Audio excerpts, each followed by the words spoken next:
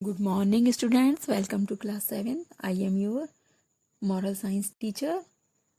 आज मैं आपको moral science का लेसन 5 रिच एंड पुअर की स्टोरी सुनाऊंगी जिसका मीनिंग होता है गरीब और अमीर।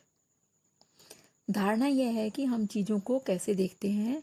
निश्चित ही आपने बचपन में अपने माता पिता, दादा दादी और अध्यापकों से सुना होगा। दूसरे शब्दों में, अब तक आप उनके मार्गदर्शन में रहे होंगे। अब आप बड़े हो गए हैं, आपको अपने विचार विकसित हो गए हैं। आपके ये विचार अपने बड़ों से भिन्न भी हो सकते हैं। कोई भी व्यक्ति विचारों, ज्ञान और महत्व के साथ जन्म नहीं लेता है। हम उन्हें तब ग्रहण करते हैं जब हम बड़े होते हैं। हमारे बड़े हमें अपना ज्ञान प्रदान करना और अपने अनुभवों को हमसे बांटना चाहते हैं। ये हम पर निर्भर करता है कि हम तय करें कि हमें किस चीज़ या किस विचारधारा से हमें फ़ायदा होगा। एक बार हमें सही और गलत के निर्णय लेने का आत्मविश्वास आ गया तो हम आश्वस्त हो सकते हैं। हमने अपना व्यक्तिगत दृष्टिकोण विकसित कर लिया। अब बच्चों, मैं आपको कहानी सुनाती हूँ। एक दिन एक धनी व्यक्ति अपने बेटे को गांव की यात्रा पर एकमात्र ये दिखाने के उद्देश्य से ले गया कि गरीब लोग कैसे रहते हैं। उन्होंने अपना दिन और रात एक साथ खेत पर बिताए ताकि वे जान सकें कि क्या वह परिवार गरीब समझा जाएगा।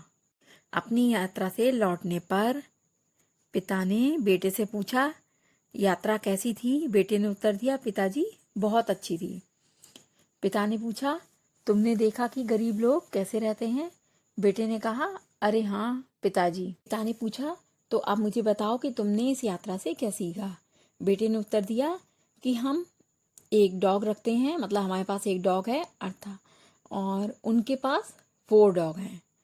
हमारे बगीचे के बीच में एक पूल है, उनके पास एक नदी है जिसका कोई अंत नहीं है। हमारे गार्डन में विदेशी लालटेन लगे हैं और उनके पास रात में बहुत सारे तारे हैं।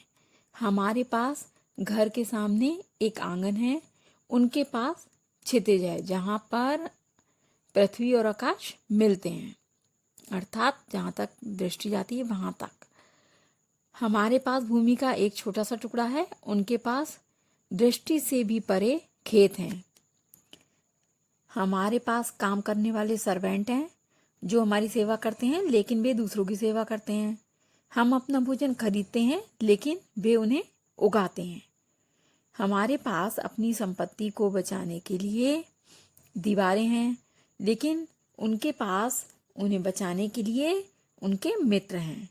लड़के के पिता मौन हो गए, उनके पास उसकी बातों का कोई भी उत्तर नहीं था। तो बच्चों, इस कहानी से हमें शिक्षा मिलती है कि हमें अपने विचारों को दृढ़ बनाना चाहिए ताकि हम जो भी फैसला लें वो सही लें, गलत ना लें कुछ भी।